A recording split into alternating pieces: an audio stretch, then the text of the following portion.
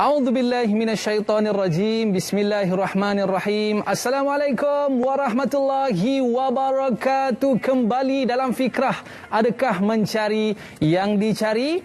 Alhamdulillah, bersyukur kepada Allah SWT dengan limpah dan kurnianya. Hari ini kita dapat bertemu kembali dalam Pentas Fikrah. Macam biasa, membincangkan topik-topik yang menarik dan topik-topik hangat. Baik, para penonton, mesti nak tahukah apakah topik yang akan kita bincang pada hari ini? Sebelum kita nak ulas dengan lebih lanjut, jom kita saksikan video bingkisan ini.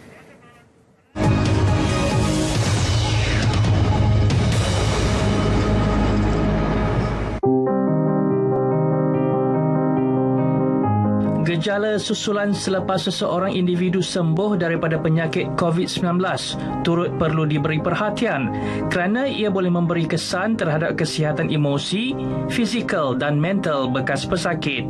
Long COVID atau dikenali sebagai sindrom post-COVID merupakan suatu keadaan di mana bekas pesakit COVID-19 masih menunjukkan gejala-gejala yang pernah dialami ketika dijangkiti bagi tempoh 12 minggu atau lebih, dan gejala-gejala tersebut tidak dapat dijelaskan dengan sebarang diagnosis alternatif.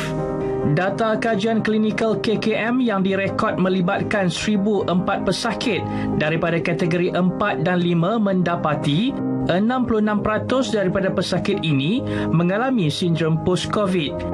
Antara 5 simptom yang kerap dialami oleh bekas pesakit COVID-19 adalah kelesuan, kesukaran bernafas apabila melakukan aktiviti, sukar tidur malam, batuk dan kegelisahan.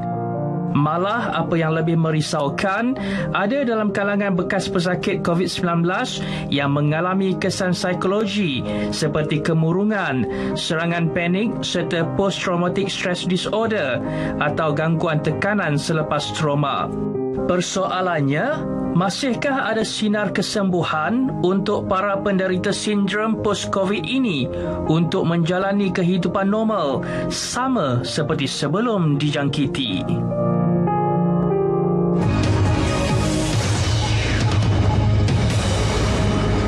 Berat mata memandang, berat lagi bahu memikulnya. Jadi topik perbincangan kita pada hari ini bisa berbisa. Bagi mengupas topik perbincangan kita pada hari ini, kita bawakan kepada anda 2 orang doktor yang hebat bagi mengupas topik perbincangan kita pada hari ini. Kita tak nak buang masa, kita nak kenalkan panel pertama kita, iaitu pakar perubatan patologi, mikrobiologi dan imunologi Kementerian Kesihatan Malaysia, iaitu Dr. Masita Arif. Apa khabar, Doktor? Khabar baik. Alhamdulillah. Terbelik lidah saya nak sebut tu. Betul ya? Betul. Baik, betul. dan kita ucapkan terima kasih kepada doktor kerana sudi berkunjung ke teratak kami ni. Alhamdulillah. Nanti saya tengah tunggu kopi ni nak sampai ni. Terima kasih kembali. Dan seterusnya kita bersama dengan Dr. Nur Atiyah, Datuk Haji Azmi, seorang pakar motivasi. Apa khabar, doktor? Okey. Alhamdulillah. Alhamdulillah. Terima kasih doktor kerana bersama dengan kita pada hari ini. Baik, kita tak nak buang masa sebab isu ini isu hangat. Bukan semua orang diuji dengan COVID-19. Namun begitu mereka yang diuji, setengah pada mereka dapat kembali seperti biasa. Dan namun ada segelintir daripada mereka yang terus murung, fobia, kembali takut dalam menghadapi perkara ini. Doktor, jadi doktor, kita nak tanya kepada salah seorang daripada yang terkena wabak COVID-19 ini, dan kita nak melihat bagaimanakah, apakah perasaan dia, apakah pengalaman dia dalam terkena orang kata apa situasi ini. Baik, Assalamualaikum Dr. Samsu. Assalamualaikum. Waalaikumsalam warahmatullahi wabarakatuh. Masya Allah. Ni doktor dekat mana ni, doktor? Bertugas. Sedang bertugas. Biasanya orang kata doktor ni sihat-sihat saja. Tapi orang kata doktor pun diuji juga kan, doktor kan? Saya insan biasa. Allahu Akbar. Saya pula tersentuh bila doktor cakap macam tu. Baik doktor, mungkin doktor boleh ceritakan sedikit berkaitan dengan pengalaman doktor bila mana diuji dengan ujian yang pada saya cukup berat dalam kita nak mengharungi ujian tersebut. Mungkin doktor boleh ceritakan pengalaman. Okey, bismillahirrahmanirrahim. Assalamualaikum warahmatullahi wabarakatuh. Salam sejahtera. Syukur alhamdulillah. Allahumma salli ala sayyidina Muhammad. Terima kasih Fikrah kerana menjemput saya. Pengalaman sakit COVID, saya kena peringkat awal. Jadi awal-awal yang awal tahun bulan 3 tahun lepas, jadi masa tu saya agak cemas, takut pasal masa tu kita tak ada banyak kes yang kita dengar dan tidak ada kawan-kawan yang jadi rujukan kita lah. Kita tahu masa tu banyak kes-kes yang mati tak dapat bertemu dengan ahli keluarga. Jadi bila saya terkena, kerasaan saya tu memang bercelaru lah. Dan saya tahu saya ada ramai ahli keluarga lain yang mungkin terdedah dengan saya lah. Jadi tak dapat dibayangkan, tapi secara emosinya itulah pengalaman saya, kerana saya sebagai ketua keluarga, saya risaukan lebih kepada keluarga saya, kerana kita tahu COVID ni kita terpaksa di-isolate, kita terpaksa di-asing, dan bagaimanakah saya terpaksa menghadapi keluarga saya di-isolate di mana saya tak ada di rumah. Tapi secara alhamdulillah di dalam sudut lain, bukanlah alhamdulillah, saya dapat satu keluarga saya kena COVID, saya dapat bersama-sama di dalam satu ward yang sama. Tapi dari segi physically dia, saya memang yelah, macam saya boleh bagi tahu macam saya ni lemas di daratan macam tu. Perasaannya kalau kita masukkan muka saya dalam air dan dibiarkan dalam masa yang lama, itulah perasaan saya lah bila saya dah suka itu peringkat. Di saat-saat saya bertahan agak lama, saya bertahan agak seminggu, pasal saya masa tu takut, macam saya kata emosi saya tadi, saya takut saya terpisah dengan keluarga, saya tahan di rumah. Pasal swab saya pertama ialah negatif, jadi saya rasa saya buat istiqarah, perlu tak saya buat swab kedua. Di saat saya memang dah makin teruk lah keadaan, tapi Tuhan tunjukkan jalan, saya buat, saya positif. Ya, jalan yang terbaik Tuhan tunjukkan, ahli keluarga saya pun terkena dan saya masa tu ward tak ramai lagi, jadi saya dapat bersama-sama dalam satu ward yang sama untuk melihat dan menjaga ahli keluarga saya. Okey, doktor. Dan post-COVID nantilah saya ceritakan apa nasihat lain. Baik, doktor, kita lihat doktor dapat kembali untuk bekerja. Pastinya doktor orang kata nak bina semula ya keyakinan pada diri, nak bina semula rasa yakin pada kerjaya kita. Mungkin makan masa doktor, betul? Dan betul. Kita nak membina keluarga kita semula. Jadi bagaimana doktor boleh kembali bangkit untuk meneruskan kehidupan seperti biasa? Silakan doktor. Saya memang peringkat awal kita dalam keadaan keliru, kita kelan cuba menafikan takut, tapi bila keadaan tu dah makin lama, saya cuba lihat daripada sudut positif. Tuhan telah bagi saya satu lagi peluang kedua dan saya dapat kembali pulih bersama sekeluarga saya. Walaupun saya fobia dengan penyakit ni, tapi saya tidak ada pilihan kerana saya memang dah ditugaskan dan dah memang bertugas sebagai pengamal perubatan yang terpaksa menghadapi pesakit-pesakit. Saya kerja di Jabatan Kecemasan. Kita tahu Jabatan Kecemasan ni dikunjungi oleh orang yang tidak kita ketahui latar belakang. Jadi apa yang kita buat ialah kita cuba ambil langkah berjaga-jaga daripada kesilapan ataupun pengalaman yang lepas untuk kita lebih berjaga-jaga, dan bila balik ke rumah tu kita lebih berjaga-jaga supaya saya tak menyakiti lagi keluarga yang lain lah. Dan anak-anak saya pun agak positif, terutama dalam ward. Dulu kalau saya ingatnya, anak saya ni ber-TikTok dululah orang di dalam ward dulu kan. Jadi betul, kecoh lah masa memang tu, kan. viral doktor. Masa tu dia nak bagi aura positif kepada masa tu, kepada waris-waris dan pesakit-pesakit lain-lain yang kita masih ada harapan. Walaupun kita bersimpati dengan yang lain, kita serahkan Al-Fatihah kepada yang tidak bernasib baik, tapi sikit sebanyak itulah sumbangan kami untuk memberikan positif itulah untuk pesakit dan juga waris-waris pesakit. Orang kata setakat ni kira doktor paling sporting lah dalam Malaysia saya pernah jumpa. Boleh ber-TikTok dengan anak sendiri. Sedikit nasihat daripada doktor. Saya ada sikit-sikit je lah. Sedikit nasihat daripada doktor untuk seluruh rakyat Malaysia. Silakan. Kita tahu sekarang ni varian yang baru, cara penyebaran yang agak lebih luas. Dulu orang kata melalui cecair, sekarang melalui udara, dan juga varian-varian baru ni. Walaupun kita biasa tegal biasa, kadang-kadang norma baru tu terlampau lama sangat, kita dah jadi mula lupa akan SOP tu kan. Kekalkan SOP tu sahaja cara kita untuk memutuskan rantaian, dan juga ambillah vaksin pada semua yang masih ragu-ragu. Saya rasa tak ada lagi sekarang ni orang berebut nak vaksin. Ambillah vaksin dan kekalkanlah. Tapi kita tahu rakan-rakan saya ramai yang dah vaksin 2 kali pun ada juga masih terkena. Jadi masih kita kekalkan SOP yang okay. Positif kan fikir positif lah. Terima kasih doktor. Okey, kita nak berehat seketika. Para penonton kekalkan penjarakan fizikal, pakai pelitup muka dan sentiasa memakai cecair pembasmi kuman. Dan itulah nasihat pada doktor. Itu je cara untuk kita nak memutuskan rantaian COVID-19. Kita berehat seketika doktor. Kembali selepas ini Fikrah, adakah mencari yang dicari?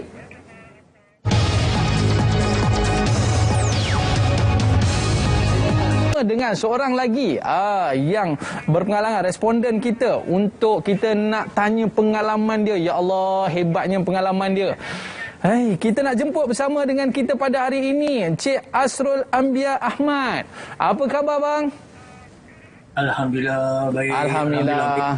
Terima kasih Encik Asrul kerana bersama dengan kita pada hari ini, seorang juru kamera. Dan dengar kabarnya bang, abang dah sampai stage ke-3, betul bang?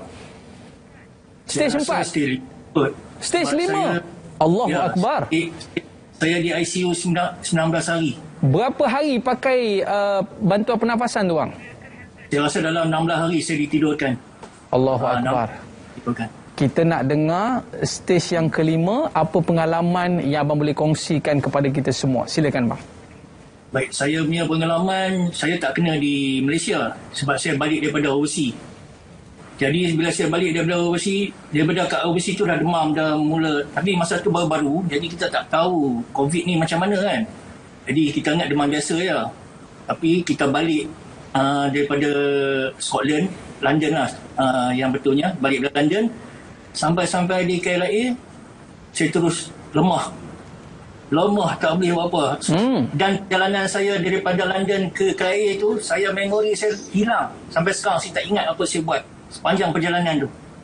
Jadi itu saya punya pengalaman saya lain sikit lah kan. Masya Allah. Jadi bila sampai ke KLIA, dia orang straight hantar saya ke Sungai Buloh. Terus masuk ICU. Jadi dari start di situlah, dengan tak balik jumpa anak. Sebelum tu dah kerja dekat sebulan dekat overseas, tak jumpa anak. Jadi tak jumpa orang rumah. Jadi balik-balik ke ICU 19 hari lah. Semuanya saya di ICU. Jadi saya 2 kali diterapkan. Ni kesan yang ada ni, nampak? Allahu Akbar. Lepas tu jari saya hitam ni. Masa saya keluar, hitam. Jari saya ni sampai sekarang hitam, lain dah dekat setahun lebih. Dia punya visa tu masih ada sampai sekarang. Tu dah visa tu memang ada sampai sekarang. Memang ada. Kekal kat saya ni, nampak jari saya dihitam. Itulah cerita saya kan. Allahu Akbar. Ini satu perkara yang cukup besar pada kita dalam kita mengharungi keadaan ini. Mungkin abang boleh kongsikan bagaimana kehidupan abang sekarang bang? Boleh kongsikan. Sekarang ni macam mana? Adakah masih fobia ataupun masih merasai kemurungan dengan anak-anak? Ada rasa lagi tak bang? Silakan. Okey. Sebenarnya masa saya ditidurkan tu, saya dah minta ke Allah, ya Allah Tuhanku, hang cabutlah nyawaku. Kau cabutlah nyawaku. Sebab saya terlampau penat. Tak penat sangat. Sampai satu masa tu saya ingat lagi benda ni real. Saya duduk dalam macam kereta api. Dalam tu ada ramai orang. Semua pakai putih. Allahu Akbar. Ya, di kiri kanan saya ni semua putih. Macam kat Switzerland mesin saji tu. Putih. Macam kereta api. Dalam kursi, saya duduk kursi macam ni. Ramai orang. Jadi masa tu saya betul-betul penat. Dan saya cakap, ya Allah Tuhanku, kau cabutlah nyawaku, kau cabutlah nyawaku, aku tak tahan. Tapi Allah Maha Kuasa, dia nak suruh saya hidup lagi kan. Jadi saya hidup sekarang, hari ni untuk cerita lagi lah. Dan sekarang ni saya tak boleh dengar kalau orang cakap, especially kawan-kawan kata, ataupun orang terdekat saya dengar kematian, saya jadi, alamak, aku dah minta mati, sebab apa aku tak mati? Orang yang aku kenal ni mati. Jadi benda tu kadang-kadang mengganggu saya punya emosi lah. Memang mengganggu sangat. Kadang, saya memang itulah. Ya. Alhamdulillah, bila kita melihatkan akan kesegaran ataupun kegembiraan yang kita lihat di wajah Abang Asrul sendiri, kita jelas menunjukkan bahawa kita kena kembali untuk semangat menjalani kehidupan kita seperti biasa. Kita nak berehat seketika. Para penonton, jangan ke mana-mana. Kembali selepas ini Fikrah, adakah mencari yang dicari? Okey, baik. Jadi kita nak orang kata apa, kata-kata akhir daripada Dr. Samsu sebagai orang yang sangat-sangat positif bila menerima berita seperti ini. Bila mana dengan anak-anak dan sebagainya, saya sangat terharu bukan atas dasar doktor tapi atas dasar seorang ayah. Sedikit nasihat. Sebagai ayah ni, kita punya tanggungjawab tu agak besar untuk menjaga keharmonian dan juga kesihatan dan perlindungan untuk keluarga kita. Terutama ayah ni lah yang akan keluar mencari rezeki. Kita diarahkan stay at home, tapi kita sebagai keluarga terpaksa juga keluar. Jadi apa yang penting untuk ayah-ayah semua, untuk kita jaga diri kita supaya kita tidak menjangkiti keluarga kita kan. Dan jika terkena juga kena terpaksa positif kan. Apalah kalau kita katakan, kalau kita dengar saudara Asrul, saya rasa kedil sangat kan dengan saya punya dugaan dengan kalau kita mengeluh dengan dugaan kita dapat ni. Saudara Asrul 2 kali ditelingkuhkan, saya rasa kan kalau betul-betul dikata diberi peluang kedua untuk hidup, dan banyak lagi yang tidak bernasib baik. Jadi kalau kita diuji dalam 2-3 minggu setelah kita diberi kesihatan selama ini, macam saya dah 50 tahun, itulah cara kita menikmati dan juga kita mensyukuri kesihatan yang diberi oleh Allah SWT dan juga menginsafi kan kita punya kelemahan ni. Dan itulah sebagai ibu apa, jagalah keluarga kita kan. Jagalah bila kita keluar dari rumah dan pastikan keluarga kita selamat daripada dijangkiti atau menjangkiti orang lain. Itu saja. Terima kasih. Terima kasih doktor. Wow, nanti saya nak tengok video doktor nanti. Macam ni ya doktor Macam ni kita nak tengok pula. Kita nak bersama dengan Abang Asrul melihat seolah-olah bayangan putih yang lalu di kiri dan di kanan. Ini kalau kita lihat biasanya diberikan hadiah kepada orang-orang soleh, dan saya yakin Abang Asrul adalah orang soleh, dan ini merupakan salah satu daripada batu loncatan kepada Abang Asrul untuk menjadi jauh lebih baik daripada Abang Asrul yang dulu. Sedikit nasihat daripada Abang. Ya, ayat surah Ar-Rahman, maka mana satu di antara nikmat Tuhan kamu yang kamu hendak dustakan. Ayat itu memang kena dengan saya, kena sangat tepat. Jadi bila saya dah sedar tu, saya teringat ayat tu, jadi terus semangat. Yang paling penting kita kena positif. Dan kebetulan masa saya tengah dekat masa saya ICU tu, dia orang tak bagi saya handphone untuk cakap dengan family. Jadi mungkin sebab tu saya hingga nak balik tau, nak jumpa orang rumah kan. Jadi itu sebab tu saya boleh keluar daripada ICU 19 hari tu. Saya rasa lah, sebab sekarang ni saya tengok semua orang boleh buat macam Dr. Samsu boleh buat TikTok apa dalam. Saya tak boleh buat masa tu kat dalam ICU. Saya hari ke-20 bila saya dah habis ICU, saya turun ke ward biasa, baru saya boleh cakap dengan orang rumah saya. Baru boleh video call dengan orang rumah saya. Jadi masa saya ditidurkan, masa saya kat ICU tu, orang rumah saya cuma dapat laporan daripada hospital saya, doktor yang rapor, bukan daripada saya. Jadi dia bayangkanlah dia punya perasaan di rumah masa tu PKP 1, lockdown, the whole Malaysia lockdown, dia tak boleh pergi mana. Jadi perasaan dia dengan anak, dengan tak ada siapa. Jadi itulah. Tapi yang paling saya bangga dengan orang rumah saya, sebab bila saya cakap dengan dia, yang paling pertama dia tak sedih. Dia positif. Strong. Dia cakap dia, dia strong. Dia cakap balik cepat, dia kata. Anak-anak tunggu ni, banyak kerja lagi nak buat. Itu saya itu yang membuat saya lebih cepat. Bayangkan saya tak marah, rindu. Kalau saya kat ICU 19 hari, macam tak percaya saya boleh balik keluar cepat. 24 hari saya semua di hospital. Alhamdulillah. Baik bang. Kalau saya boleh menyelamlah ke dalam hati abang, saya akan ambil semangat abang, bubur dalam poket saya akan bawa ke mana-mana. Kita nak ucapkan terima kasih kepada Abang Asrul dan juga Dr. Samsu atas kunjungan ke pentas fikrah kita pada hari ini. Ada rezeki kita jumpa di sini, boleh bang InsyaAllah. Kita berehat seketika, kembali dalam fikrah Adakah Mencari Yang Dicari.